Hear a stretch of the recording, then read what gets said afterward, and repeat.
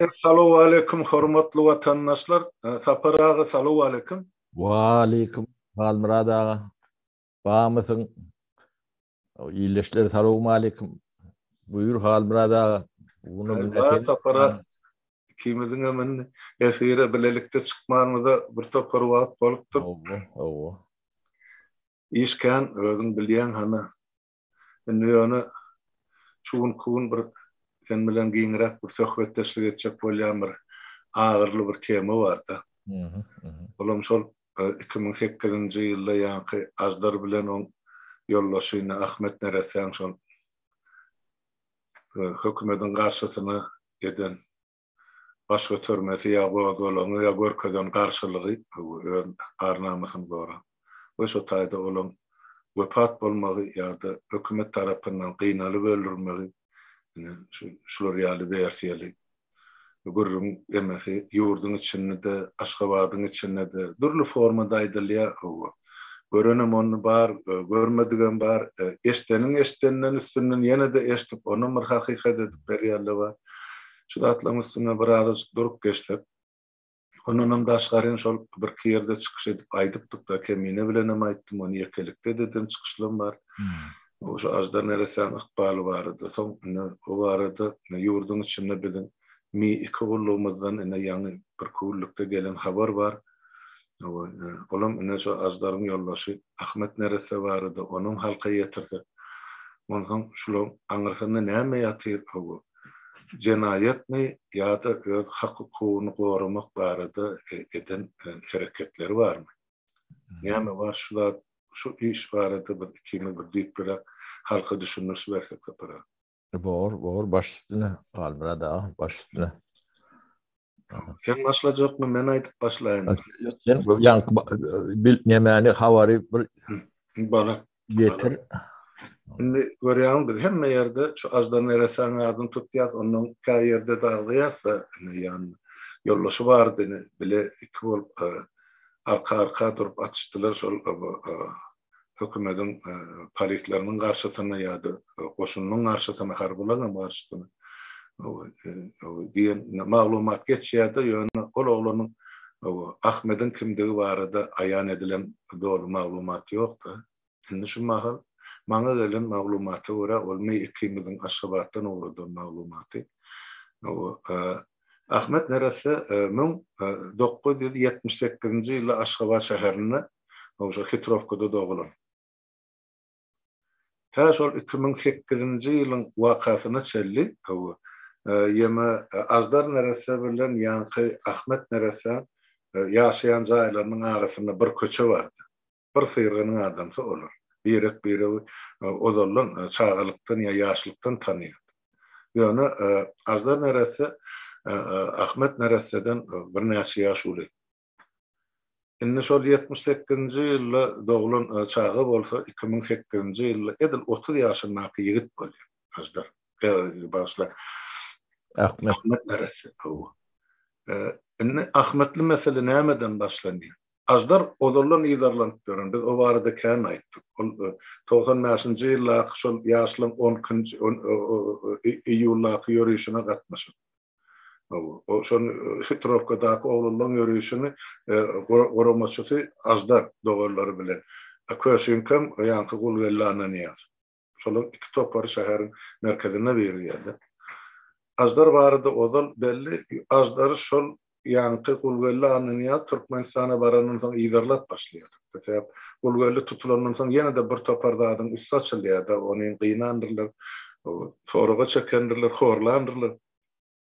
Belki onu şu ýanky görülýän okollary urandyrlar bilemok. Ýöne şol gulgelli Aşgabada barandan soň ajdaryň işi, jenayet işi täzeden gozuldy. Onu ajdar kaçyp gizmegi mejbur boldy. Gökde Penza apravkasyna o taýda, bu taýda bagyrda ýoldaşlaryň öňüne şeýdip ýabany ýatan ýerken boldy näçe aýla. Indi şu ýanky atışykly waka gelýänçe. Atışykly waka nämeden ýüze çykýar? Ýanky indi Ahmetli Nerese dolanyp gelsek, Ahmet Nerese şu Hitrovkada ady belli Molla Ahun ýanky owan silahly adamsy, o ady Hocagulaga diýerler, atasyna kakasel atası. O bilen morsan sapara ine so hocaoğlu hocaoğlu ağı mollan aktığı şol. O kakasının adam Bayram. Ine Ahmet'in kakasının adı Bayram, atasının adam hocaoğlu molla. Ol atlı avraylı şeyle fiilaniyanlar. İnne bilem aktığı, bilem şu atasının yolunu tutup, ine 5 vakit namazlı, dini imanlı, hani mescide katnak veren yigit. Bir şol hükümeti beni kızınlar yandadı, sakkalı var. 30 yaşlı yigidin sakkalı var. Şunu yankı Hitrokan apornu punkti, şon başlığı, militan başlığı, çağırıp, ayten sakkalın ayır, nimet olet, olum diye men sakkalımın ne kime ziyanı var. Men bir öz dini ıktıkad edim bilen meşgul olup veren, halal zahmet bilen yaşap veren gibi. Maşgalası var, bir oğlu var, bir jagı var, şu döwre. Ene şeytip, öz günü bilen yaşap veren yigid o. Yok, bunu bir gün apornu punktun başlığı, milisa gelip çağırıp meni apornu punktun içine alıp salyalarda sotaydı 3 milisa bol elini ayağından sakkalını sıyırıyorlar sapara. Sotaydı.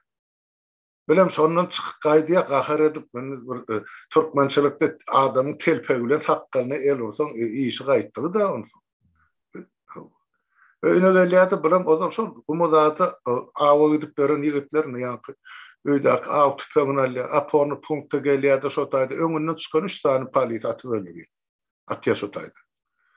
Sonra midine kaydık geliyatı so yollu geliyaka azları can ediye o azlar diye mena diye nağı sular yarış ettim diye. Oğlum oňorupsun diye eden bolsaň menem ýanymda menem gözläp ýöler so ýa-ni şol harabolup mu gurulup görünýärmi ýa taşlar şotak bar diýdi. Ine ikisi şotak bar ýa ine şondan soň atışyk başlandy. Şonuň üçin şol azdarly meseleni mene Wahhabi diýip bolýany ine şol Ahmet nerese Wahhabi diýipdirler başda ine. Nişan ine bolýanda şondan gelýär. Bilem öz arnamasyny dinini gorumak üçin eline ýara galan ýigit. Ol hökümetden keypine atışan ýigitler mezbur edýär. Ine şo döwür kim şol aporny militan aporny punktunyň başlygy we şo taýda işlen polisler we şo taýda atylan 3 tane polisin ady belli. Ýöne şo zatlar şu güne çelli näme üçin halk ne jemgyýete ýetirdi ne bize ýetirdi.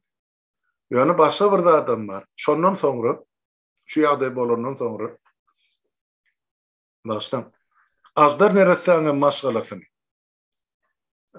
hemde ýanky bir Ahmet neresäňe maşgalasyny dogan garyndaşlary bilen hemmejigi bilen işinden mektepden sadykdan hemmejik zatdan mahrum edýärler okuwda. Baran ýerine şolaň öňüne gapyny ýapyp gelmäň ýa-da halk düşmanyny ýanaka. Şoň üçin maňa gelen habara görä enne şol azdar neresäň ejesi bilen Ahmet neresäň ejesi edil ikisi bir günne jan beripdirdi. Görürler. Şu derdi çekip ikisi bir günne jan beripdi. Şolara hiç inne bolmany para. Şo gapasyna da ýa-ni patasyny almady ruhsat berilmändir. Ahmediňem azdaryňam. Patasyna da adam bar. Dogorlaryna çelle salmandyr. Ine edilen oyunu şol. Ine Mekke'ye gidip gelen Gurban uly näme ol? Ahun bolýan, kim hacı bolýan? Kim bolýan? Ine şoň buyrugy bilen edilip berilen işler özüm Aşgabatyň orrum ortagasynda. Ine ştaýda ýene bir maral sorak çykýar da onu men özüm merýän halka. Ine diýäňiz da watandaşlar ay ine ahallylar bizden tapawutly ýaşaýar. Ine şolar gulýaly ýaşaýar emma biz gyrak çetdäkilere gün berlenä. Siz hiç zatdan habarsyz watandaşlar. Barın içinde halkyň ýagdaýyny gör. Ine şu iki oglanyň maşgalasy şola mahally. Ahallyň mahallasy. Tekäňem tekesi şolar. Ine bulary öz dini imany üçin, öz Türkmençilik üçin, öz watanperwerlik üçin hökümetiň ýa-da şo beýleki özüni şo ahally diýip atlandyrýan haramdardan bilen başyna salan güni şol. Ine şol ahallymyş. Ahalyň ilatyna maşgabada salanatlar şu gün ku. Şoň şäherin içinde salyan çörükden barıp Göktepe'den baran adam çörügüme hakkı yok. Ya da Bahardenden ya da Kakadan. Ine bilen ahıllı bolsam şunu ýaly. Inni Türkmenistan kısıp 4 vilayeti gıradyňyp saparagy. Inni 5-nji öz oturan vilayetynyň halkyny gırat çekip, inni ekleri zady bolmansaň diňe Aşgabatyň halkyna çörek ber. Onun şu işbuhankadan köp alsan borluq oturdu, on mesulka wasilýaty. Ne adamları beýdiben bular ine hukuk watylar. Bir nahil ala ýabolym günü gelýär halkyň başyna. Ine şoň ýaly aňyrdan gelin başda da kän o ýeme ýoldaşlary bardy. Häzir bu näçeli atlap ýolur diýde Ahmet Neretsen şol ana Aşgabatyň şo Hitropkasyň 5-nji mektebini gutoran şol bilip. Mana şeýle halal maşgalydan çykan ödüm halal ýaşap berin. On bar aýby hökümetiň öňünde ine 5 wagt namazyny dürüst kılýan adam. Näme edipdir ol? Men ho hiç ýyl wahabym da, hiç dadym da, men halal günüm bilen ýaşap ýön diýdi. Ýok, şunyň bolana sakkalyň sirdip, apony punktun budyna sip berin ne polisi şeydip, şuna zor salyp, tamam al getirip çağırdyp, şotaýdyp.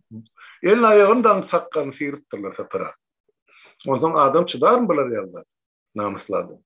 Özüm şular ýal atly bolan aktyry. Ine bolan zat şol Ahmet Neresi barada separa. Şona edelim. Evet, tesavvur halmara da deme yankı eceleri birine ayrılıp da dip deme diýen de o yemelerine cenazalarına adam gelmedi ýala edipdirler diýe. Bu zatlar men üçine gat tanış neme? Biziňe o ejemiz o haram ölen ýaly öldü de doktorlar öwrenokdur orada. Keselem bolsa o şey öldürler ölen soňam cenazasyna çukurlyk admala adam demetini gadan etdiler de. Onun aşk gorsiyetin näme şu taýda 3-4 sana oğlun demetini galypdyr olaram öldür ýalak tutup ýenjip soň basypdyrlym onço bilemok golynýony görüp waryny görkezipdirler. Bulon ýemesi bir näme diýin bol bilçleri şol aňyrdan gelýän nemeleri. Ine bunu bir gyrada oýuly bu düýü wadyr. Tebäpler wadyr. Ne Halmurat Politeysk Akademi diýip bir akademiýa açylandyr. O şoň açylan wagty Ilymlar Akademiýasyny ýapýarlar, şonu açýarlar da. Inni 95-nji 96-njy ýyllar bolmaly. Bilişimçe. Bir ýar ýalňyş bolmagy mümkin bolan şöyle urlarda şeyde boldy da. Inni näme üçin açyldy şu Politeysk Akademiýa? O näme 96-njy 95-nji ýyllarda açylýar. Näme 90-njy ýylda şu akademiýa açylmandyr. Ya tegden okunjy ýylda. Ne gerek geldi. O tegden 4-nji ýylda da ýokdy. Hiç ihtiýajym ýokdy. Düýnen ýokdy.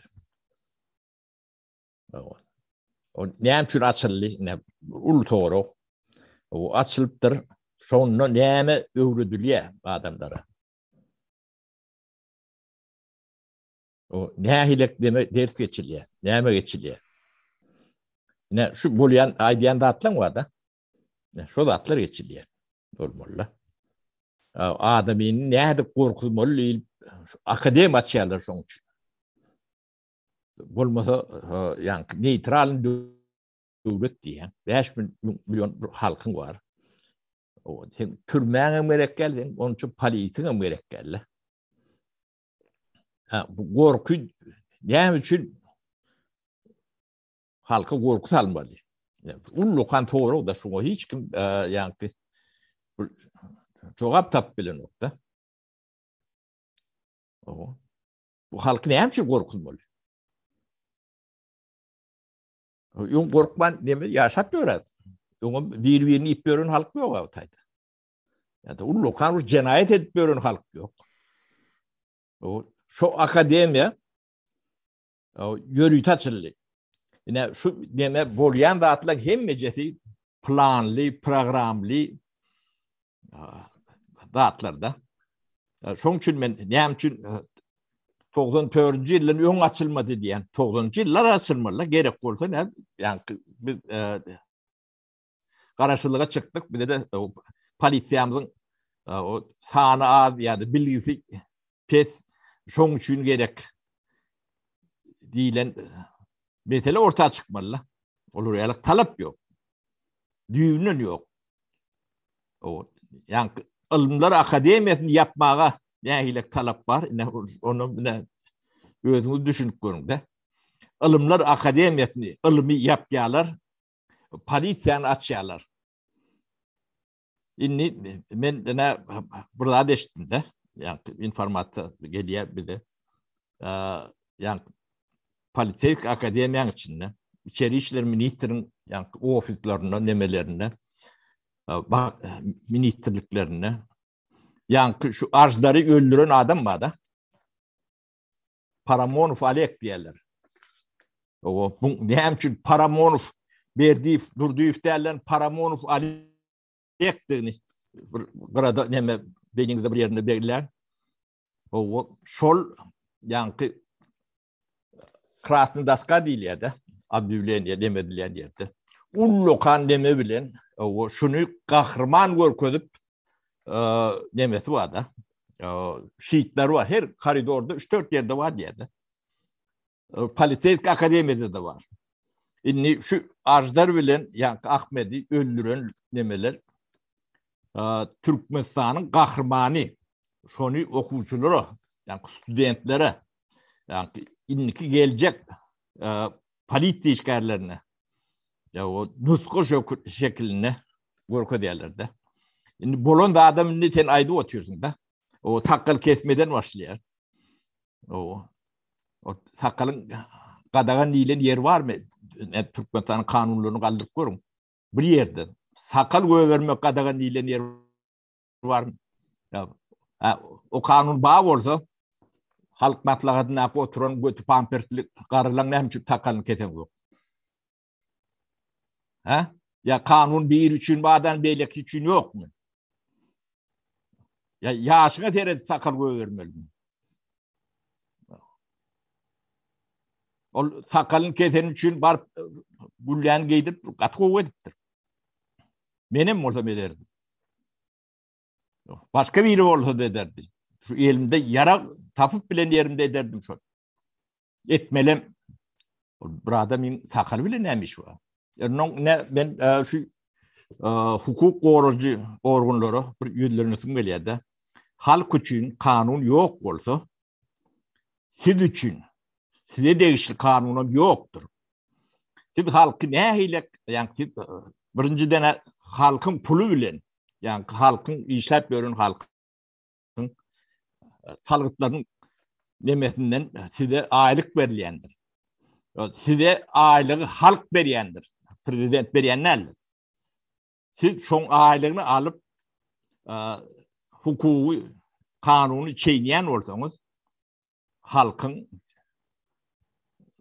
size karşı şuatları etmeli hakkı görüyendir. Otomatik görüyendir. Onun son için ne gelecekte ne düşünün. O sivil hukuk koruyan adamlar demesinden korumanız için halk sizi linç etmeli hakkı vardır. Etmelimdir. O şu köyün ağırlar, namuslar depelenen o kanlar, yetkiler hem meclisin övüzün sizin özünüz yok olup isteyen çağlanızın almalıdır. Evet, kanun yok olsa o devlet sur vardır. Türkmenin devlet surunu yatıran adam yoktur. Yatıran kanunum yoktur. Siz bunu etmeyen olsanız o halk sizden namusu nerede korumalı? O götü boklu militaner gelip ben sakalma yapışarım. O ayarlan eteğini alıp diyor yankı keşteli yemesi bağ mı deyip şeylik bölür diye de. Görün yerde atın. Edil iki mağlayının arasından. Yani iki gözün arasından. Hakkınız vardır. O Türkmen namusunu şeylik korumalıdır. O kanun yok olsa olur içinim yok. Halk için yok da siz içinim yoktur. Yani bu olmalı da şeylidir. Şimdi çok yankı Politeysk Akademiya gelelim. Şu tayda yankı muallim olup ya başka ne yankı sizin içki düzgünlüğünüzü bilemi yok da sizin hem yani cinayetkarsınız. Şu tay okuva barayan studentlere çendi. Demişsiniz o tayda. Halkı korkutmak için olur yalak demiyor var. Şu tayda ne açı reaktör olan orta hem becetine atıl cezası var. Bu da atlan halkı korkutmak için yürütün mekanizmini düşünüyorsunuz yok mu? Düşünüyorum yok deyip bilersiniz. Sen düşmeyenin yani neticen karşısında demedilen de bu neydi yeniletler o. Bu yürütü edilen demem yani böyle planlı programalı edilen dağıtlarda Murat.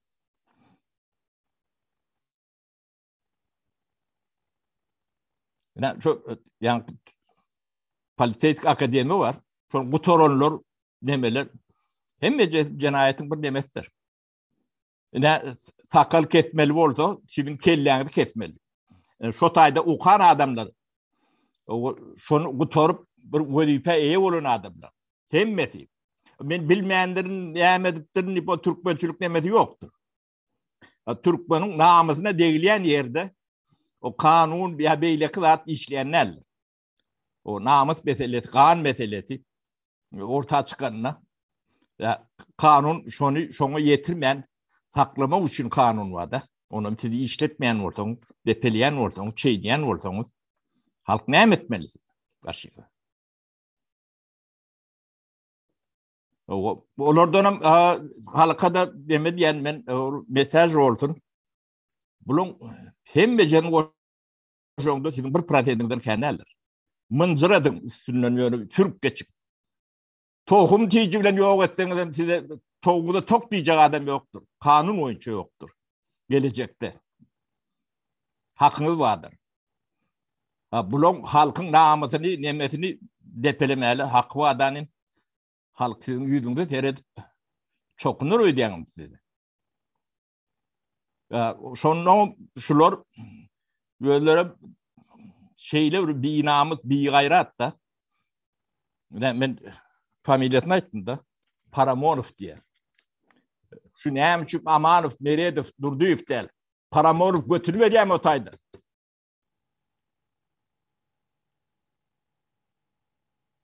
Burada Paramonovlar var. Onun hemen bürgüt demeler var. Familyalarını demedik de. Tigurov diye. Aydılar solan yakın. 13. yılda bürgütün başlığı. Ministerlerin götüne de o eğilip görünme oğlun. Tigurov. Familyatını görüyorsunuz mu? İran adam düşün. O sen Türkmen'in ministerinin götüne de o eğillere realak kim için bir? Bunu kim bunu realak ruhsat verip biliyor? Siz ediyen adamın manasına, mazmununu düşünüyorsunuz mu siz? O devletin bir avraylı demesi olmalı. Demek devletin de yok demektir. O ministere götürü defip eğilip bilen olsa bir Tigurov deyip bir yabancı neyle oluyor? O sizi atman tohumuz bile kırmalı demeli haklar var. Şu da atları düşünmeyen ortamız. KGB men militen başlığı, men prokuror da at diyenimde. Şu da atları görmeyen adamlara o cinayetten değil, barıp benim ağlayınızdan onu avtomatı öğrenemediler. Türkmenin en ulu düşmanlar. Bolup bilecek. Yatap bolacak düşmanlar. Şuna yön sesini çıkarmanın kadar oturanız için. Burada edeniz için ne? Şunu görüp sesini çıkarman, yuğdunup oturanız için. Şu ödüpeler. Tapağı diyor. Orun atarım, öğüdü mü, başı mı? Her adın bir yani düdüğünü vardır. O devletin hem için minister deyip bu ödüpe oyluyor da. Şu avraylı, atlı demeli olmalı. Götüne de birisi şu götüne de eğilip bilen oldu. Onu avray değil mi var? Siz onun neyle iş talep ediyorsunuz? Yani çörüğünüz ne için yok şu an? Yani şu ministerler götüne de öğrendiğiniz için yok. Çörüğünüz yok oldu ministerden sonra. Yani Tigur Fişotay kim getiren oldu? Şuları yalaklı yani. Ya Paramonofları kim ne edip olur ortak varıp biliyorlar. O ne edip olur şoratları edip biliyorlar. Yani ilan doğrular var. Yine devletin demesi o sizin elinizde de değil. Devlet sizinki değil. Devlet ne şu Paramonoflon. O Tigur flon. Şolun arkasında kim bağlı şolun kuy. Siz bir yöne bir maymun yalak yankı gelip görün kul. Kullungudan bilen yok. Bu topar hayvan başından başlak. Yani Berdimuhammed diyen ne? Sen hayvan. Yani şu da hakları bilmeyen adam götün veren prezident olup oturuyor. Birin edaratında edilip olmayan zaten devlette diyen bu datları. Hayvan. Sen ayrılıp kaçanını ötme onu. Sen tek halkın önünde bu datlar var adı cevap vermeli olsun. Yani şu datları Halmurat bunu bu topur millet görü otuyor. Seyredi otuyor. Yönü seyredip seyrini çıkarmanına cinayettir. Edir şu edeni bilen dessendir. Yani şu devurları alıp görün. Prokuroru vardır. Emreden başı vardır, aşağı vardır. O tüydü vardır, katı vardır, kagabatı vardır. Yani şöyle adamlar şurada atları yudunan oldu. Yani sesini çıkarman yudunan oldu. Den cenazgedir. Volyanda atları katı neme diyorlar bunları. Halkı onun ne bunlara ulukan neme adamlar da. Minister diyeyim ben. Devletin nemesi olmalı. Son şey diyen olsa oluyor bir sıradan vatandaşı ne ettiler? Yedik geçiyorlar. Edilmiyorlar. Detelep diyorlar. Şu yok oradaki adam yani minister diyen şuna meclis demeler. Fiilen yan olsa redovoy halk ne et fiilen? Şu hakkını korap bilmeyen olsa, hukukunu korap bilmeyen olsa, yani vatandaş et korasın. Mümkün değildir. O adamdan iş soruyorlar. O adam iş ne etsin? Etmeyen. Etmem bilmeyen. Avrayı yok. O bir boklu yankı ödem bir yabancı Türkmenin değil. Şu götünü dep bilen olsa ministerin götünü Tigurov deyip bir götünü dep bilen olsa lampretle götünü dep diye de. İçini rüya diye. Yani karnım çek deyip diye. Bu ne eylek ne mi? Bu ne çünkü aydan da cemiyetin nimetine çıkarın. Sizin namusunuz, ağrınız nemen de. Şolar yalak bir topor mümlep adam basılıp tolap gitti de. Adını bilyenim yoktu şu an. Şolar adamla. O ne hem olurunu bilen o. Demek olaram şu zatları münasip bolmaly. Namı demeden olur. O halkada bulary owur dep düşünýärler, onu batılıpdyr diýse halk kerle diýdi. Onu bulon götüre dep görenlerini o iki küllük görenlerinin habarları yok da. O olur aydan o halkın bilen o. Aýlygar ştatlar halmırat neme bizim döwrümizde bu da atlar yok. Yani şu atları yetecek bol bir de ayırdılar da. Şu döwürlerde şular ýalakladyn iýsi baram bolsa togum bilen tek edip taşlaýardyk. Güýjüni metýärdi. Ne bulon Aşgabatdy ýok edişleri deme. Şu Gajadan başlap Gajada däller. Köne üniversitet diýilýärdi. Turist gazetiniz var. Şondan ýok orduny. Leningrad kolgozyna çenli. Oturumlu millet battı. Şolary ýok etdiler. Bilýän? Üstüne buldozer sürdürüp o näme çäze jaýlar taldyryp. Gidip yatan obalary ýok etdiler. Gidip yatan. Ödüm ne ödül deme 37 şkoluň töwerekleri giden bir huzuzy çekdir de. Menne ba habary o täze mekdebe bu köni bekliyorum ben. 14 moğol hocalygy ýykdylar şo ýyllarda para buldozer maşaly. Ne? Ahalyň halkyny ederler şo. O näme üçin etdiler? Şo taýda ne ben şo taýda ötün adam da. Ne maňa gerek boldy. Ben şu ýa-ni Gajadan näme çendi? 2 sagatyň içinden 50-60 bin adamyny koça çykaryp bilýän.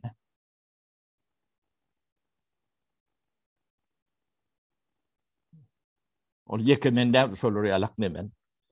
Hemdekşe birek tanýa oturumly ýa-ni Aşgabat diýen millet çotay. Şolong nemeti oturumly halky da.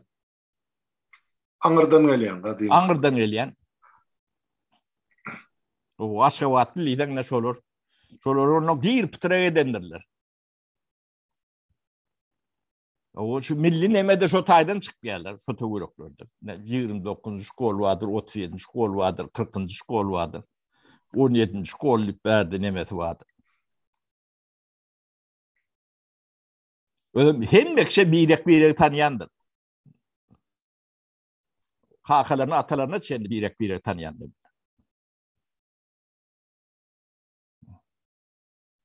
O üç köşk bir öz bolşuly bir fiilençigim bardyr, hormatam bardyr. O däpde surum bardyr. O hiç kimin gapyna girip owurluk edip ýörenmedi ýokdur. Şo köçelerden milisiýe geçip gören wagtym ýok da mende şo taýda ýetişdim. Milisiýany belle bir taparym boljak manam ýokdur. No. Bu sizin akademiýaňyz näme gerek boldy? Doğru. Yani ılım gerekmi bir de ya palite gerekmi? Ne ilk soru ortada duruyor da. Ilıma enetini ulattılar bular.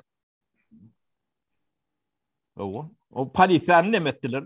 Yani halkı korkutmak için diyorlardı.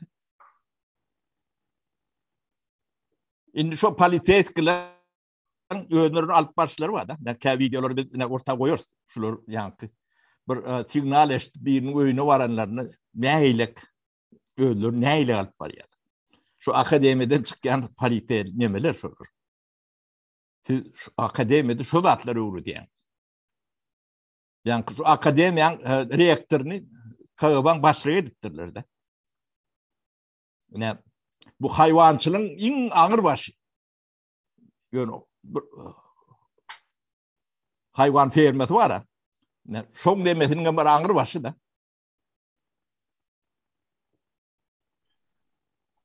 O da Türkmenistan'ın kahramanı Paramonov Alek şu ajdar öldüren değil mi? Şu leksiyelerde yani daskapachotlarda nemelerde ne şu suratı ne yani ajdarı ne edip öldürüşü yani Ahmet bilen şu arada kahraman Ne Türkmenin siyaseti şu.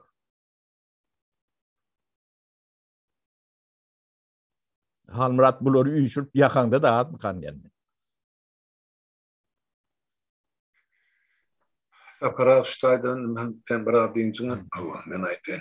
Yankı şol Fırat Ahmet Neresam üstüne koşmalda şol insan kıdemen ödüm atıptır da yönü alan yarası ölüm howplu dälekin. Onun bir arttır. Yönü näde öldüripdirler?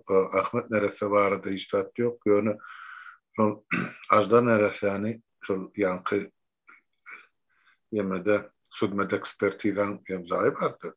Muhakkak kesilen. Şoň suratyndan uğratdylar. Onu men Vitali Panomary uğratdy şoýl. Stolun üstüne ýatyny hakky kesip durarlaryň orkazyada şonda men gören zadym. Şu garny kesellerine kan jarıp durdy. Jam ol ölen adam kesellerine kan akmaýar beýdik sapara. Yo. O kan goýup bolýar, suwuk kan ýokdy. Şonun diýerlerine şeýde şarkylada aýtdylar.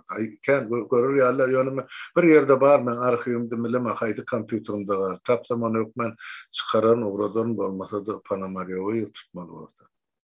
Ine diýjek bolýanda hakykatdan biz watandaşlar Alymlar Akademiýasyny Niyaz 92-nji ýylda ýapdy. Dargatdy bize 92-nji däl, 96-njy, 97-nji ýyllarda ýapdy. 95-nji ýyllary bady men bilýän. Badym Alymlar Akademiýasy. O 94-nji ýylda bady men. Yo men Ağacan Gelýüş Babaýew işiniz akademiýa. O işinden aýryldy, onun nepesi we dip bir näme söyleme. Onu başla men onu ýeme bir ýaly ýalňyşypdyr. Ýöne bizde şol SSR zamanynda da bardy Aşgabatda militseýski şkola dip mektep bardy. Näme gerek? Şoňa akademiýa gurmak. Hakykatdan da bir akla sığmazlyklar.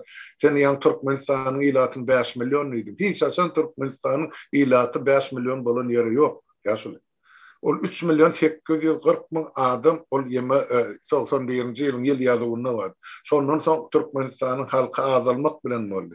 Yarım milyony goly Orsiýada çykyp gitdi. Soň harbalar çykardy. Harbalar şo sanyň içine ýygy.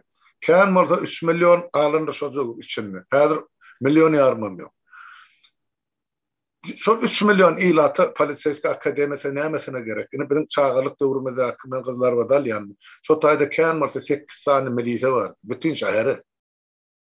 Şolum kän, şolaryň görnüne halkyň içinde. Täp o döwür olur ýaly ogurlugam ýok, jümürlügem ýok. Bir aýda anyda bir şolar ýaly jenaýat bolaýmasa bir parahat ilatymyz bardy Türkmenistan. Näme gerek? Şol polisiýany köpertmek. Dene şol taýaklap halky saklamak üçin. Polisiýa rejim, ene şonu jandarm hökmüne girdiler olar başa hiç adamda. Ene bolýan zat şol. Enne ýene de bir zat bar. Näme üçin şu şeýle boldy diýende ýa-ni ministrler urulýany, ýenjilýany Irak döwründen barda. Şoňa ýene şaýatlyk edýän ene şu diýeri edip ol Gruziýanyň öňkü prezidenti we Mikhail Saakashvili. Şol ýanky Gardona beren interwýusyny aýdýa enne orsorýatan Niyaz barada näme açyp diýsen men emme mihmançyla çağırdylar diýip aşgabat. Bardym molle in gen görendadym diýip tapara. Şo diýe Niyaz diýe emede diýe zally diýe şu Gardonuň hemme ministrler diýde çökerdi diýdi. Güjüň pozasyny 400'ünü çöker, şoları hemen gücük gali üyürdürdü diye. Hemmesini. Barabam diye şolun ağzına tutup diye kemput ve piçenini veriyor. Üyürönüşü. Yine bir Saakashvili näçinji ýyl 97-98-nji ýyllarda prezident bolanyp şo birinji viziti şol. Yine Niyaz şo taýda görkedi. Yine men edebilşim ministrler. Ondan ol diýmezmi ol halka, garamaýa halkym bar dip, ýa goýun ýaly halkym bar dip. Yine şo ağzınçylygyny etdirýän işi. Şo ministrler diýde çöker diýen kim? Şo zaly barmaka ýa-ni Timur diýelim urup ýenjip ine baraňyzy şo gözüň seredenine ýere ýykylyň ýazylyň diýişi. Ine bilelim näme diýer. Onu ine näme bizim ol ýerden ol kronikör ýememiz bar, jurnalistimiz Moskwada adyny tapsana. Ýerde-urdan ýazyp gelen Ermeni. Arkady Dubnov. Arkady Dubnov şo ýerdi. Ýemede 2007-nji ýylda, 8-nji ýylda ýa-ni bärde Gazprom kılar şol ýeme bararlaryny Urwan uly şertnama bağlaşma baranlarını. Şo ministerler kapıdan girip şo görse Urwan ulyň ýanyna şo aktygy dur geldi şu ýankı Kerim uly. Ilgap barıp şoň aýagyna ýykylyp pasmany oşaýardy. Bir 7-8 ýyldan gurrun. Bular bir nirelerde orta asyrda ýaşap duran emeler, jenayetkarlar sapara. Bular gäbi adam şu halkdan gaýtaw görmänsen ine şu derejä ýetipdir. Indi nädip meselejegini bilen atdy. Şoň üçin şu ýanky aýdýan zatdan şundan gelip çykdy. O gelin gyýlan makyajy bilen neýişinmi, ýüz gözü bilen neýişinmi, gaşy bilen, dodagy bilen oň äri bar, oň dogany bar, oň en atasy bar. Sen oň etegini galdyrmaly, haramdadyr, nähil adam bilen. Gitsin öz onu götü tursukduz gelip gören daýdalaryny, bajylaryny, gyýlaryny eýelik etsin bolmaz. Halk bilen näme işi bar sapara başlaw. Bular halis yetecek derecesine yetti. Indi nädip halkyň üstünden bir şu nädip bular agalyk etjegin bilen agyn. Hemme zat edip çykdylar. Şu halkyň zulümüň dürlüsini örkezdiler. Indi näme galy bulardy men bilemem. Ýeme düýün mi öňün mi Halmurat Ukrainaň mejlisi ýara we törmäni o ses köpçüligi bilen kabul etdiler. Halkda ýanky yaraglanma nemesini. Fevral aýynda başlan neme. O näme üçin gerek halk mertebetini goramak üçin yara bolmalydyr. Ýokban ene bolmasa ne şu paralel gidýärde şu zatlaryň hemme jeti. Ýanky niýadyň şular ýalaklady orta atmasy bilen halkyň elinäki nemeni aýran toň edip bilýärde. Ýanky yara gadagan edýär. Halkyň elinden ýygnap alýar. Şondan soň edip bilýär bu zatlar. Ondan öň edip bilmeýär. Ondan gorunur ýalak dadyny bir ýerik ýetirer ýalak ýerem ýok da. O kergediň ýapyk, o mediýan ýapyk. O şol näme diýse şol onu ýetirdi. Türmeň içinde de şonu alak. Ýetir, gurrun berdiler türme barada bir aýlap guruldyk da. O eli Kannally, olaň beýi dürreli. O sen iş sade edip bilen olar. 50-60 tane adam. Sen ýençip. Derdini ýetirjek geriňim ýokdy. Allah dikli giremeden başga.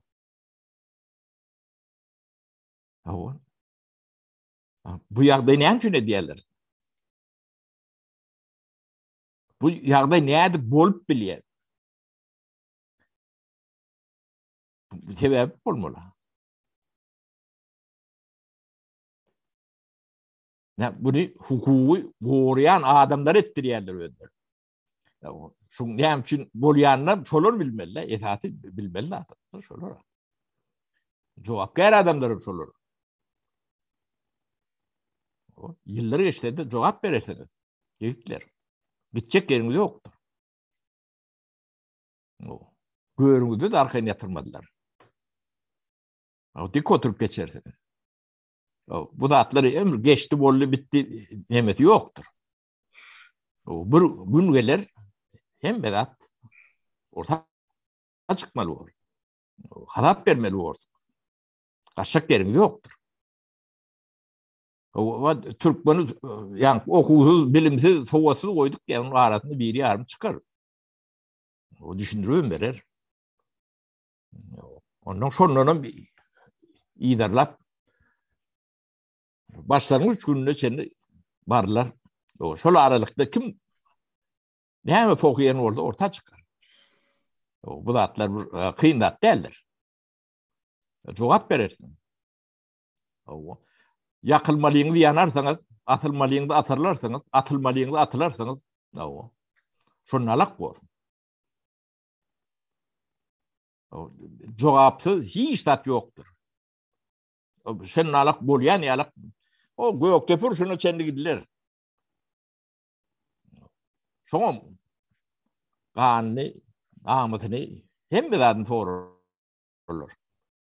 Bunu bilir, şeyle olur. O tarihten fiilklerini yalaktır bu.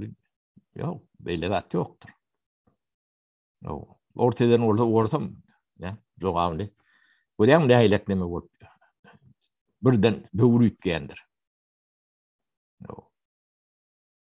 Or dün imperiya bolan orta ertiri işte adam. Belki de orta etdiyle döwletim bolmaz. O hatam doğrar.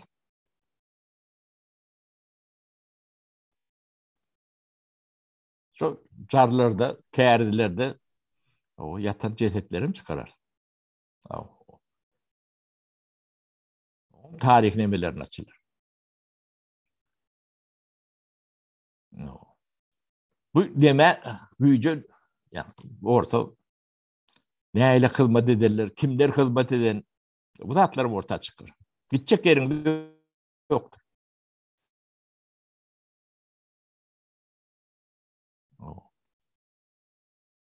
Ne Türkmen'de bir yervet neme yakın Türkmen'de de derler şu orsun tiyatrı da. Şu oyun öldürüp yani hövre nemeni koyuyorlar da. Yani 3. 20. sortlu adamlar neme diyorlar da. Atır çatır intelekti. Şu Ankara'dan geliyor da ödüm orsun nemesi. Ödüne de şunlarla. O da bitti. Ondan şu Korat'ın akdemeleri bitirdi. Şu goğulları yok ediyorlar da. Deme içinden çıkacak golda yok ediyendirler. Ödüm Türkmen'in eli bile nettiriyendirler. Sonra hüvvet edip o sıra durup şunu etecek Türkmen var tapılayandır. Katı gengdir. Daşında da şunlarla görüp görsün. Çavuşu, çevşi, yine şoğun mengliş. Bu topur.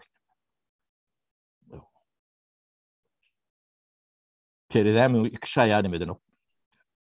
Yani halkın nimetini bulatmıyordu. Yani, Türkmen'in ikbali şunlarla yani bunu İmron'u düzeltmeli. Bu pedevenklerin elinden, bu ibnelerin elinden yurdu almalı bir. Men bunları ibne diyen, ibnen näme ne galıboy değil ya, Halmurat'ın tercümesini men düşündürüp aydıp bereyim. O ibne değil ya Türkmençe. Türkmen sözüdür. Yaşlılar ulanyandır. Şu ibnelerin elinden yurdu almalı. Bolmasa yurdun ehli nemesini ibneye uğrayanlar bulur. O heleylerin eteklerine çenli bellerini tokup bölür.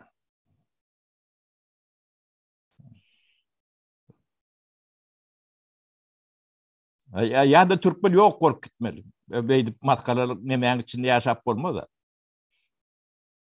Olmasa yapın dükkanı. Kepeni yapın bitsin. Bir vakit bolon eken şunlarlık millet deyip geçerler. Ya da adam yalak olup ağrının damını dikeldin. Başka neme çıkarga da yoktu. Ol bu hikayesini aydıp beriyelerde köp nemeden ya dedim o delili getiriyelerde. Delilin kömögü yok. Bereket etmeliler.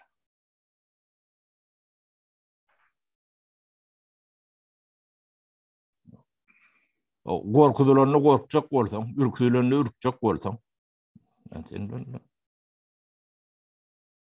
Adam değil başka da.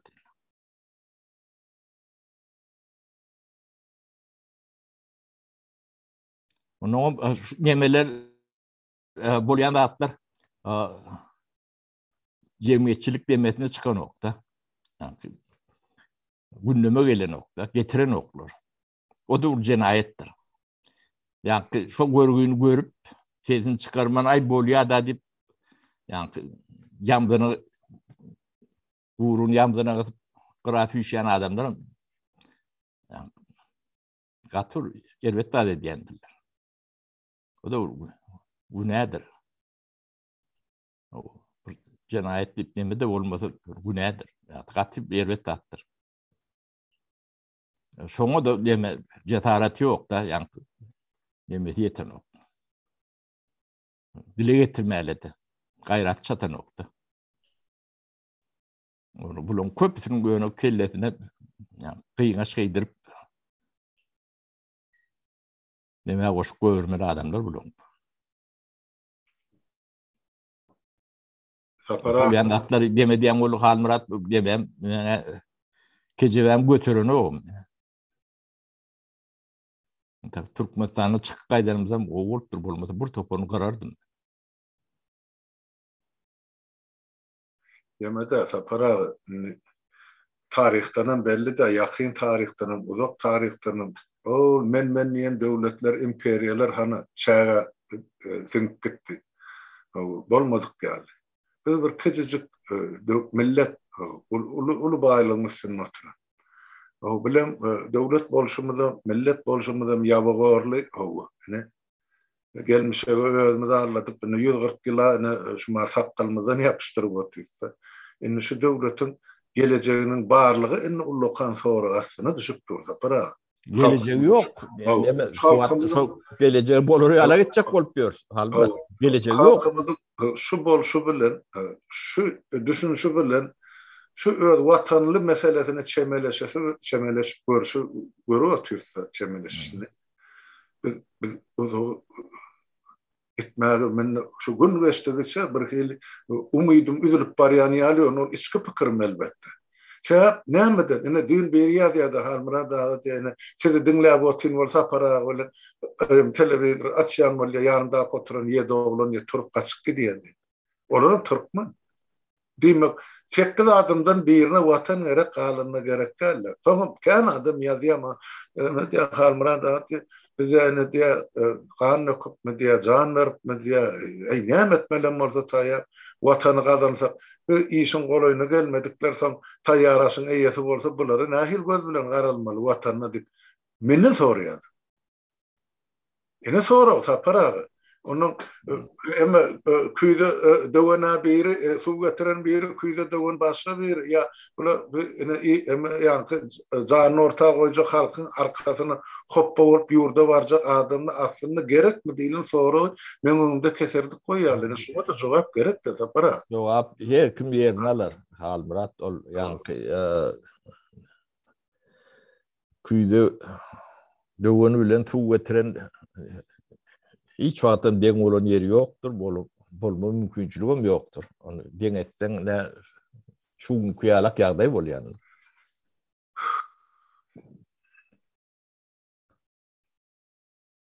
Yöne diyen Halmurat ne bir millet bolma için käbir şertler oluyor da. Ben düýdüğün dememde de aytdım yani öyle çıkış edemedi.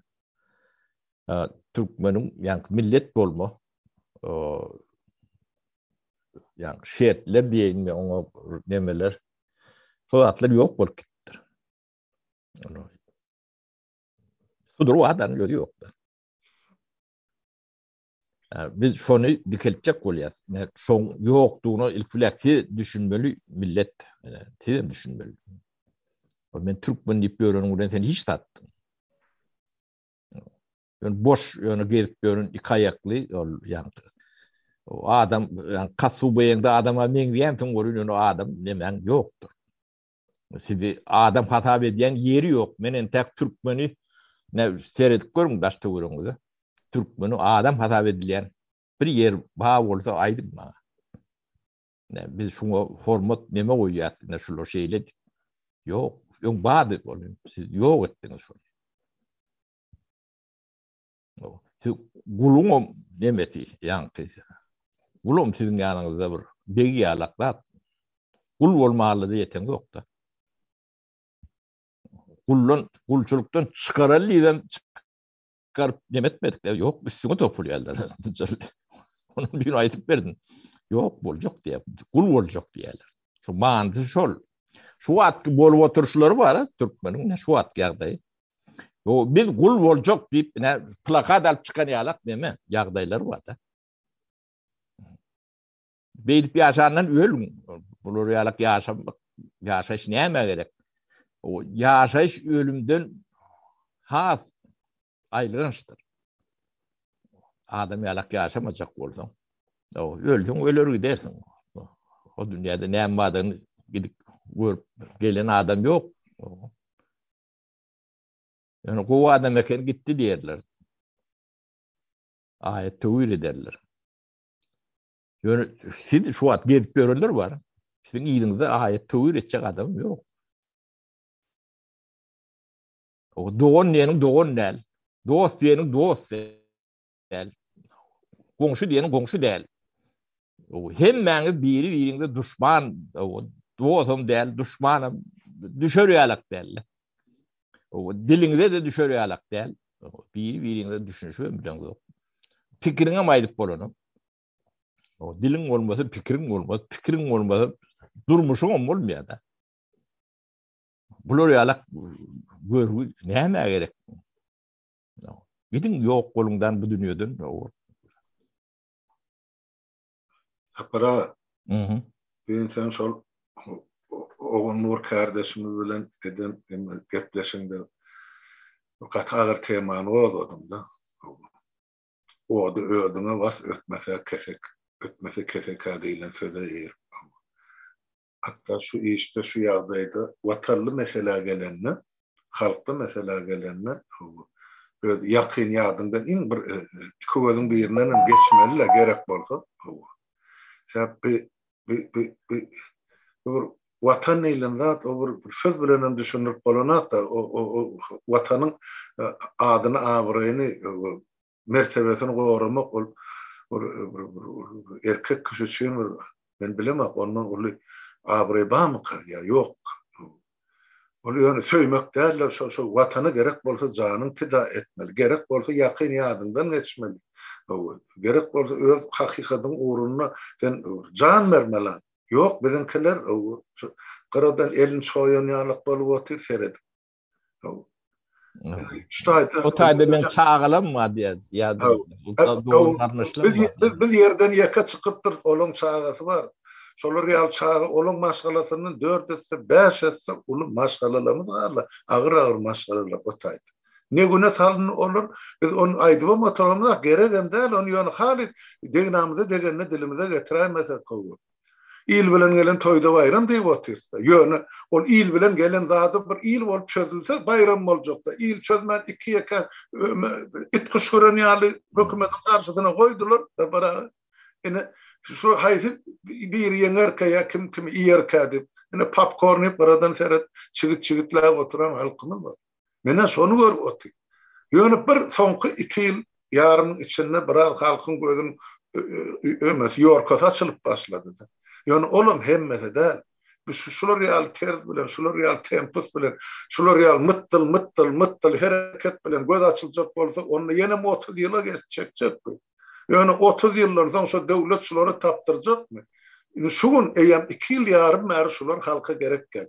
Ýene de 20 ýyllap gerekken. Eger özler hakkını talep edip yurda dolanmasa, için naklerin, daşın naklerin, bizim diýenden den hereketi galınmasa hiç tat yok. O provokatörlüğün, o takbarın, bu takçıkın şeyittir, içindeki halkın önüne düşecek adamlar önünden yığınıp halkı mezalsız yağdaya salacak bolýarlar da 30 ýylla oyun oynayacak bolýar. Olan ikimiz gelmeýär, hiç kime mertmeýär o tak. Ýöne halkın özüni düşünmegi gerek de. Bolly indi bir kuruk aýlanmagy o 20-nji ýyldan soňra barmadyk gapeňiz, dinlemedik adamyňyz, görmedik aktivistiňiz, ulak atmadyk liderleriňiz galmady. Inni bir düşünme, yurdun nira gelip götün dira oturanmy. Halk çukurun içinde ýaty. Üstüne bir pilgum atmagy da sizi orawa gören atlar yurdun içinde. Siz aýtmasar bize ýazyp otyla geýjek onu jan edip, ahyna alasa asmana galýar, yurdun içinde galan denalarymyzyň, çağılarymyzyň, garrylarymyzyň. Ayho indi bir oyuncak bolsa oyun ayman bu gafla dokusyny giden ýaly millet sapara. Men öz halkymyzy tanamam. Ho her bir adam öz öýüniň ýemesidir, hem goludur, hem şahsydyr. O şahsy durmuşy bilen hem hiç zat bilen işimiz ýok, ýene bir gezek ýok. Dostumyzam bolsa, düşmanymyzam bolsa. Ýöne bir watanly mesele gezek gelende bir gaýşyryp duraýyn, bir öňkü atawa bolan hatyrasyna hiç bolmaz. Bineme bir yani Türkmenin kökünü yani palturlarını alıp olaydı asapara. Urlon paltanı gow edip urupturlar halımrat o ödem yankı gadık çakılıptır. Yüpün nemetinden daşın aylanyarlar da gadın daşında. O yönü halımrat bu da atlan hem bejetini o aňyryndan görüp aňyryna çenip bilip o içim milli bir oturan Türkmen gatyken şeyle urken olun gödüňü getirip bilmez. Köp bilýär. O köp bilýänmiken diýerler, onu bilýän bokum ýok bolmaly. O soňra teredeňde. Ýöne şu günleri geçip dur, erti näme boljagy bilen nemeleri ýok. O çağalaryň aladasyny eden oklarda. Etmeýäniň büyük sebäbi ertir näme boljagy belli däl. Ýa şu wagtky ortaýadyň ýagdaýy ýalyk da. Ortaýatda bir topar milliarderler bar da. Yüzler. O şolar şu düň milliarder de buň gedaý. O şu gadaran pullar şolonky diýilýär-de. Ýani şolonky ýaly. Olonky däl. Ine kimki diýini görersiňiz. Şonalak bol. Türkmenistan şu duruşuna şol. Yani ben şu at yerim ma, işim ma, maýlygym ma diýer. Maýlygyň teňki däl o. Jana döre. Heleýiň teňki däl. Ne köpüsine men aýdaýyn. Çağam teňki mükändiýden teňki bolup bilmeýän bilýär. O ýagdaýlar şo tarapy bar ýa. Ýeňe şart. Namus odur budur giden soň hiç adam galýan näler soň ondan soň wurre bolýanlar. Bunun edenlerine gaty bilip etdiler halmyrat ine seredip otuýsun ýygyna demediňde. Şu ýanky pulon jaýlary o adam ömrüni bir jaý talyp bilýärdi. Şolaňy 100 miňlep näçe şu ýanky şu gazadan demäçen sanagda miňlep ojuruklar bar. Şolaň jaýlary nädip ýykyp bolýar. O tariha, bu döwrüň tarihi, o millet bunu nädip edip bolýar. Nädip sesin çykarman şunu ýugdup bolýar. O da var.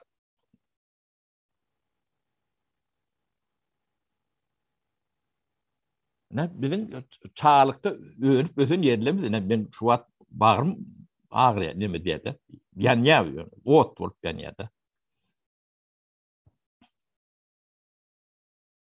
Ben sen şu yani beton cahilangdan köyünü aşağıvadı. Ben çalışardım. Ne şu aşağıvat demesi var da fovatı yani yerleşi köyünü aşağıvadı ne diye. Adette dip şehir vardır. Dünya bellidir. Ne adette var yani il aşağıvat demeye geliyor da. Şu hem yani kıl kıyafetlerim sonra o demeye de. Bu adette de yetekler yaşadım da. Şunun köyünü cığırlığı var. Privoz diyorlar.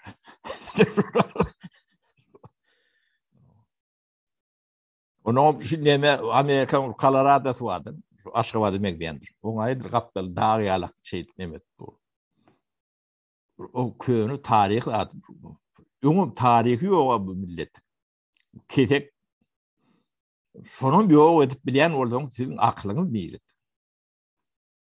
Ne şuları hayvan neden iki tane güdüleri var bunun. O beyle de hayvancılık bu olur. O pul tapıpsınız o. Bu da haklı. Ne? Şuları yala adam deyip devletin başına gelip biliyor. Ne biz şu vaatlarını etmeli yani bir getiriyendir. Bulun ervet bolluğu değildir. Sistemi şu olursa şu şuları yala adam var. Şol realak bolmasa bular realakda adam bolup bilen okda. Ýöne jemgyýet bunu ýuwdy otyra. Gorkyan ýok. Gork halat eden o. Ýediýän boldy. Şo gorkman ýören adamlar we gorkup ýören ýa pulluca, işilce neme bunu geçip ýören adamlar. 3-4 ýyllar olaryň beýlekleň ýerini alýardy. Gelip dur. Gitjek yerlerim ýok.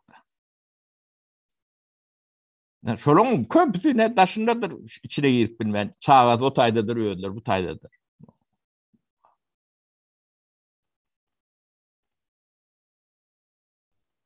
Bunu düzeltmeli. Bu ibneleň elinden almaly döwleti başka nemesi ýok. Bular döwletiň nämedigini bilen oklar. O ýolbaşy bolmak ýa eýle bir zat nemetmek başka. Medeniýetim ýok etdiler, dilim hem bir zatdan ýok etdiler. Näme nemesine birini hyzmat etmek üçin, yaranmak üçin.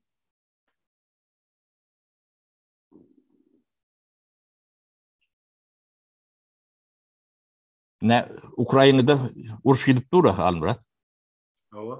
O tay doğru mu ya yanlış mı deyip ekrandan aydıp bilen resmi var mı Türkmenistan'da? Resmi hiç kim yok. Bizim özümüz aydaymasak şu tayda bizim kurucu meclis. Yani şolar aydayan ölüm fiyalak yankı ne olunun o binamız. O doğru olsa doğru diýýärdi. Şu orsun ediyen doğru olsa doğru diýýärdi. Yanlış olsa yanlış diýýärdi. Yo onun öz elinden atan da kanadı bilen orta çıktı. Ayt ol nickname'ini ýeňsesinde giýgen ýazypdyr diýeri dün. Ol sen oğlur kardeşimiz bilen eden çıkışyň arkasynda o sen ene Amerika satylan dönükler siz orta dili ýetirýäňiz.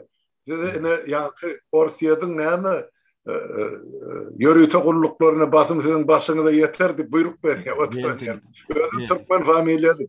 Ben on poçerkinden tanawatyn kimdigini. Durveren teksen garaş. Kimin ýygynyň ýetdi. Biziň mi kimet sen Orsiýadyň gyýdyn ullugundan gowy işlemese pes işlerine arkayma. Senem gulagyndan tutup getireler Türkmenistan. Geçek ýerim ýok. Ine şular ýaly sapara aýdýan şular biz gul bolup ýaşadymyz ýerlerde ýa-da şo näme bolsa şuma agzyna aky çöregi şol Moskwaň kakyp oturanyň habary ýok. 30 ýyllap gitdi şol sen agzyan 350 milliardyň 50 milliardy känsigin bolsa halka berilendir diýse. 300 milliardyň kim alana Orsiýada gitdi. Barın talap edin başarıyan bolsa. Näme üçin 200 ya 300 dolar ýemede bir Türkiýede talabançylyk edip ýöň. Bu ahir son netijede ýene-de şo taýda bir ýerde ene şuň şol watany gidip bilmän naýynjar hally ölüp ýatan watandaşlarymyzda şu adamlaryň ykbalynyň näme tapawdy bar saparag. Men şu tatdyr düşünmeýän kaşly adam. Düşünmeýän ki men şoňa haýran galy. Ne ýüzüne şular TikTok'tan çykman otyla giýjek öňü. O ýaşam şo taýda, garrysam şo taýda. Men düşünýär şahsy durmuş üçin bir gerek 2-3 taýdadyň şo taýda bonuň bir halk üçin bir hiç olmany bäs taýdadyň karşylaýyn bir günni. Watana olu. Yok, Halmurat bir de olun wagtym gerek gel, taýdam gerek gel, o bize karşılan bir mündüm gerek gel. O biz Türkmenistany ile dalar düzödörsem ýöne siz gerek gel. Gerekli adam gerek. Siz geri verin. Rahat geri verin demedin. Todun, yadın. Bulun gidecek yeri yok. Bulun ne edip demeyen almalılığından biliyaz. Yani ilfilek size bir düşündürecek bololu. Düşünüyorsunuz yeter bir de. 100 adam, 200 adam, 500 adam, 1000 adam, 10.000 adam. Yok atı doğru edin. Düşünýän adam boldy. Şu yurdun halkı eklep saklama için bir dünyanın şertine şulara bilim terbiye vermek için şol yeterlik. Sen biz 500 adam bolsagam şu yurdu dolandırma yeterlik yön daşına hiç da yaraman yatar ballastı nämetmeli adamlar geyce onu yazıp durdu. O gerek mi olur dedi. Ahirki neticede. Ya ömre tünça yaşa verdiler o devletten bu devlete. Yani Halmurat şu ibnelerden iyirdik Halmurat. Bir de ibne gerek gel. Gitsinler iyi de şayre diyen olur rotaden emetsinler. Normal adamlar bile yurdun kuror dikel dersen o täze Türkmenistan olur. Täze millet bolur. Şu ayak üstüne gezip gören puşlar bilen hiç nemem yok Halmurat bolur. Yani agitat edip yani emedip o gelin koşulun kömek verin deyip görme nememden yok olur yalak nememden ne seyrediyen oradan şeylerdir. O şu düşünen adam orada yeterlik bir. Düşünmeyen adamlar bilen bir yol yorucu umut görüyorum da. Yani mirelerden eleyenle görüp bu. Onu da doğru aklımız yetti. Yani size bilin deyip şunu düşünür da. Ne yankı Politeysk akademiyalı. Para verip işe oku idiyedir şu tayı. Bu milletin yeten derecesine deredin. Şu tayda niye mi öğretiliyor? Yine halkın önüne çıkıp aydıp versinler şular. Şu Politeysk akademiyada o dehilek bilinmediği adamlar. Şunu düşünürüm. Yine şu bol biyörün neticemeler dağıtlar var da Türkmenistan'ın akyadaylar. Yine şu esası bu nekarlar Politeysk akademi oluyordu. O siz şoları yarak bilinmediğiniz oluyor. Siz şunu öğrenipsiniz. Bunlar olmasa bu zatlar nereden biliyor? Ne sizin dereceğiniz demeniz. Bunun cevap karşılığı vardır. Onu verirsiniz. Halmurada şu taylarda kuturayel bir katı deme temadan çıktık. Ay bor kapara günlüğü nasıl kimi duşun durumda her birimizin öğretmeli işlemez var. Yani Ajdar Ahmet neretelere o şoları yaatlama için o bir sebep bolsa yaatlamalılar yokman o edilmeli hareket ne şulon ediyen harekettir. Ne bir Türkmenin edip bilecek hareketi. Her bir Türkmenin etmeli erdlerdir. Her bir şuları yalak yağdaydı. Bunları yankı ölen sonra maskara edecek oluyorlar da. Yok. Ya şulon Türkmenin başının üstünde orduları vardır. Bunlar ya, Türkmenin gerçek yiğitlerdir, kahramanlardır. Yani şunu yani ofislerini yani daska patriotlarını şuları öldüreni kahraman edip gören ibneler vardır. Yine şuları atın. Gören yerinizi atın yine dönük durlar şuları.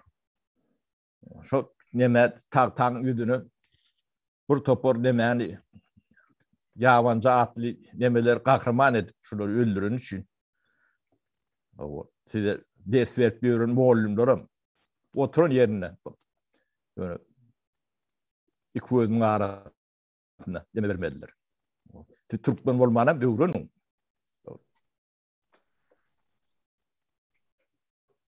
Kapara ustaydı men Cemile. Oluyor. Şu vatandaşlar şu sohbetleştiğimizin başının temanın şu yani Ajdar neresi bilen Ahmet neresi bu kahramançılığına bağışladık da. O hakikaten hem kahraman. O tayda gepem yok, gurrunum yok. O tayda boşoray darada adam yok olan eden hareketlerim hakiki Türkmenin ve kahramanın edemeli işleri sonunu ettiler. Başka neydi korunacak? Halmurat. Korunma başa olan hiç yıl alacı yok. Bu ibnelerden burada korunmalar. Yok şu aydiyanımız yanlış oldu. Şu hükümet tarafı aytsın yüzümüze çıkıp ne tutlaşacak bolsa biz berdi. Hasaplaşacak bolsa onu yurda varamızı bize yetirmen halk olabilen bellisi nedir näme bilen adamda kim şolda nämetli bulan karşısında kim näme cinayet eden ana atlarını çıkarıp atıyorlar ana me iki ema işarlı. Diyecek bolyan da adam şol iki yigit atanlaşar hemmemize görüle alırlık yigit. Dine ol ketsel hoşalyga raýfam bar, baýylyklarym bar, türmelerde gynal öldürür. Müňlerçe ýigitlerimiz bar. Atsız sorsuz ýok edilen, atlary belliler. Görürli aljak bolsak şolardan almalydyk. Ýapalan ministrdik, şuma öňünde kepilip ýatarlar bize halkymyzy gelejeginde hiç kime görürli däl olar. Şoň üçin ol ýigitleň ady ýurda baramyzda atlaryň dikeldiler, ýadygarlygam galdyrlar. Şolary ýanky zulüm edelle hemmesi cezasını çeker. Bir adama tutup gitmez. Gidecek yeri yok. Aydık geliyse inni bağışlaşmasak yoktu. Sonundan doğrudur netice çıkarılmadan qaragatsın öğüleri biler. Para o milisiyasına diye polisine ya prokuroruna suuduna KGB'sine beyleksine de hemmecine değiştir. Ahlisine kim halkın karşısına hıyanet ediyen mi olsa? Kim halkı şeyittirip şu güne salyan mı olsa veya şunu tayaklap gün görüyen mi olsa ya çağasını ekleyen mi olsa burnundan yıklıgan gelir entek durum. Ente yurda baralı dolanalı sonuna görürsünüz Tomasan. Türkmen bir gezek köçe çıktı kan görmen iyidine gitmez. Sebep 30 yıllar şuna kan osurdunuz şu halka gözünden kanlı yaşattı. Enne sizin emin kan ağlayacak günümüz goloylap geldi. Yine Kurban Gül'ün Putin kakası gitsin. Sonra görürsünüz Tomaşan'ı. Yöne adamlar yenen bir gede. Sizden vatandaşlar etçek olayan gayşım. Size bir ruhlanları, size bir görüllü aları adamlar her zaman bardı. Boluptu, baran. Şuren var. Gelecekte de bolur. Bir daş tövrenizi seredin. Birek bir doğanlık göz bilen garamanı başarın. Biz hemmemiz bir yumruk bolsak bir millettir. Her birimizin etmeli işimiz var. Gel son edelim. Yaşıl yerine, yaş küçüsü yerine, erkek yerine, denan yerine. Biz şeytsek yenir, bolmasa dağap gider. Bize vatanım yok, şu yurdum kalacak gel, in kıynaşlı yer şol. Şu atlardan oturup özümüze gerek neticeni çıkarın. Her sapar şuna diyeyim vatandaş. Bolum men başa aytçakladım yok, sapara aytçak diyecek, koyacaklarım yok. Sağol Halmurad ağa iyileştir, sizem sağolun, sağlıkta görüşelim. Kat gayrım diyen olduk bağışlan, o kıyata kanımızı diye demedi. Kızmadı yalağım derli bunu yemen. Ben bir daha YouTube görmeden yirdik bir de deme. Halmurat. Doğru da sapara şu bolcuk geleceği öňünden görýän adama kıyın bolýar şu şuatlar sizin çıkarman çydap oturmagyň özü. Ýöne bizim şol halka gatym gaýrymda aýdasymyz elinek ýöne halkym ýazylyp ýatyr da bir gaflat ukusyny. Bir kellesini galkyp bir silkip inemen türkmeni turaýmaly bol. Şol ýokdur. Duhy öldürilipdir halkyň. Duh ýok. Ruh ýok. Şu var. Hemmeti däl ýöne bir bölügünü başını kaldırıp başladı, ne göğrağını kaldırıp bilir mi şol halk? Ya yok. Onu özlerine bağlıdı. Neme Halmurat ne bir elimin tanıdığı atlar da şu gep gurrunlar yani gurleşikler neme perdaçılar da atlar halka kendi yayradıkça govu da şunu yayratmağa da nemeleri yok da şular. Müstitlik şoňa da gatı goşup yani like batmalı da bir komentar yazmalı da şol atların minnetli nemeli yani düşünceleri yetenek bilmedim beğenmedim dedim. Yine de kovu yaşayacak diye ne yaşayacak şol atlara da biraz aklayla kovu yaşamak için bir tevap bulmalıdır. Şu tevabı dörtçük bulmalıdır. Bolýar Halmurat, ol sağlıkta görüşelim. Sağlıkta görüşelim. Vatandaşlar sağ oturun, sağlıkta görüşelim. Hemmeňiziň öňünde sağlyk, o düýün şuun inni gadyr ýejesdiýä, o gadyr ýejelerden gutly mübarek bolsun. Sadakalarymyz okan dualar mübarek bolsun. Allahyň dergahynda kabul bolsun vatandaşlar. Gelecekki ine şuları ýaly hemme bayramçylyklarymyzy watan içinde bellemek bir de müýesser etsin. Saglyklda görüşelim. Yani bolýa.